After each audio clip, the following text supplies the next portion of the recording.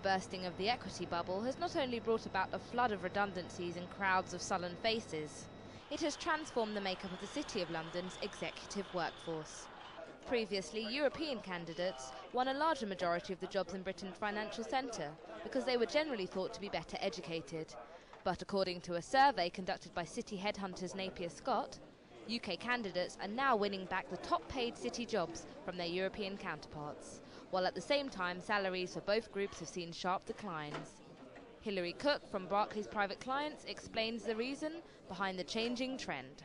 The fall in the FTSE 100 index and fall in trading volumes in equities has led to a big shedding of staff involved in equities, particularly analysts and salesmen. And these are jobs which are often occupied by foreign language speaking people who could talk to European clients. And so a lot of Europeans had these jobs, very highly paid jobs.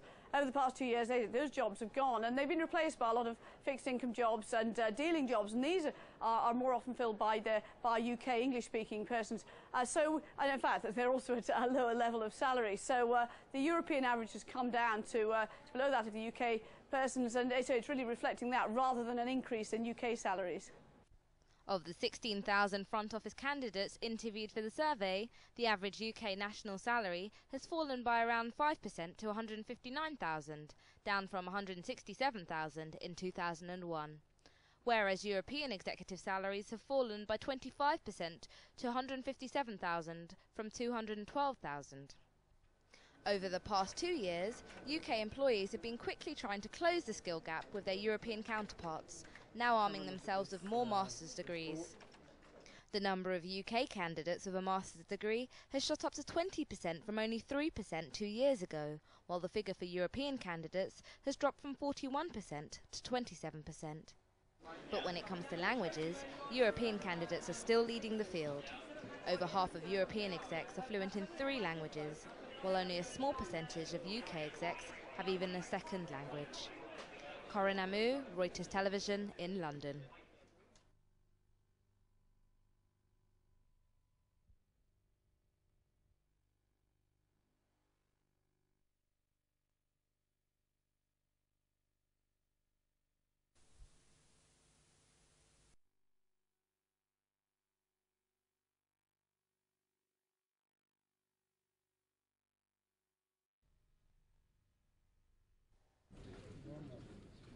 These football players are some of the expensive new talent a multi-billionaire Russian businessman has bought to ensure his London football club brings home a string of trophies this season.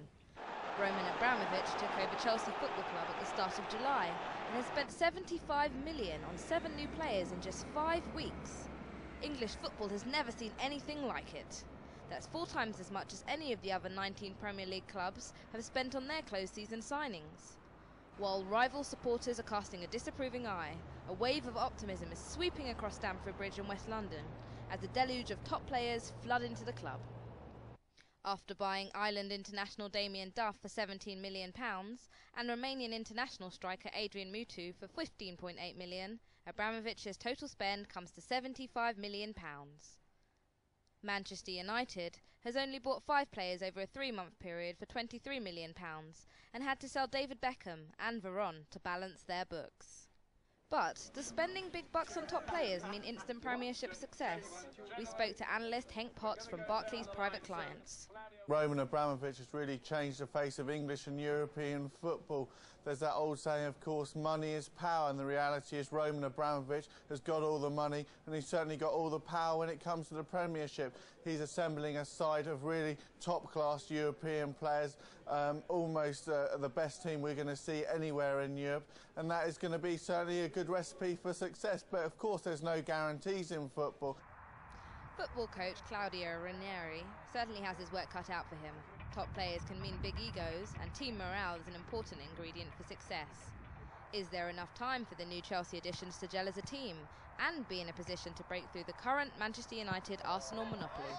For me, it's very important to close the gap between us and the other 3 biggest teams. Of course, everybody wants to win. We'll try, but for us the first thing is make a group, make a squad. This is important. As the football season kicks off and the teams seek championship glory, one thing's for sure, only the fittest and the richest will survive. I'm Corinne for Reuters Television, London.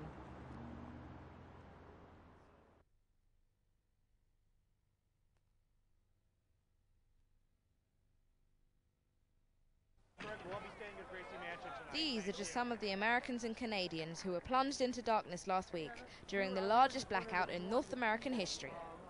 Cars ground to a halt as traffic lights went down, people fought over access to public phones, and millions were left without information because of no electricity to power radios. Some people took to the streets using their mobile phone screens as torches to find their way home until the batteries ran out. Others simply slept on the sidewalks. But simple technologies exist which could have helped in this chaos.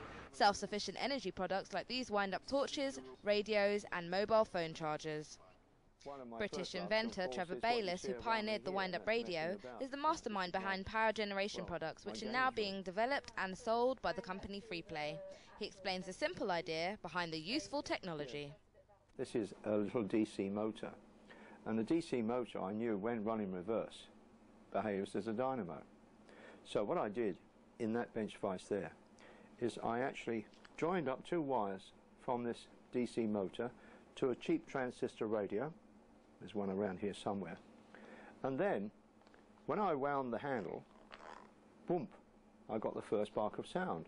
So in fact, I'd proven to myself that the principle was right. These items all utilise wind-up technology. Winding up this mobile phone charger for 45 seconds can generate as much as 45 minutes of talk time, depending on the type of phone. Bayliss says the principle behind this kind of electricity generation is set to be applied to more sophisticated gadgets. 10 years ago, a mobile phone was the size of a car battery. You had to have arms like King Kong to be able to carry it. Now, of course, mobile phones you can get 2 or 3 in your top pocket, which means the amount of power and energy they consume is less. So therefore, as we improve or we make these generators more efficient, then the longer these things will go. After all, you now have mobile phones that are cameras. So you wind up your camera, if you like. Last year, Freeplay, the market leader for the self-sufficient market, enjoyed a 13% increase in sales and sold over 100,000 energy self-sufficient products in the UK.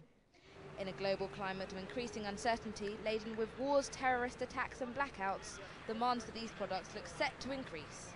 For Reuters Television in London, I'm Corinne Amu.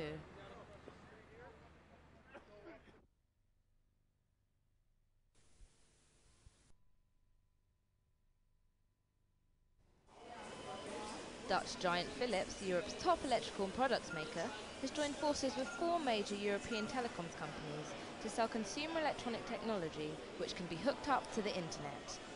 The agreements with British operator BT, Belgium's Belgacom, Deutsche Telekom's T-Com unit and Telecom Italia follow earlier deals with Telefonica of Spain and KPN of the Netherlands.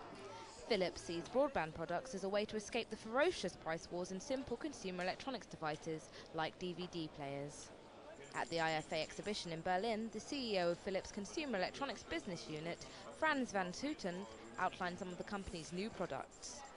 Some of the examples of broadband products in the connected planet are, for instance, Streamium links. These are media receivers that wirelessly bridge your PC to your television in the living room. Other examples are wireless connectivity products, a home theater system that connects to the internet, a Deskscape, which is a portable display that that allows you to do email or browse the internet anywhere in your home or, for instance, in the garden. Philips and its new partners hope that soon all electronic devices in the home will be connected with each other, as well as to the outside world, with a broadband internet link sold by the telecoms operators. Despite Philips' ambitious plans to surge forward in the consumer electronics market, the company is facing fierce competition in the broadband arena from companies like chipmaker Intel. Gary Kelly, Global Technology Equity Analyst at Barclays Private Clients, says Philips' alliances with telecom operators is not enough. I don't think it addresses the major problem that Consumer Electronics Division has, and I think that's the weak brand that the company has in the US. I mean, I think that Philips have struggled to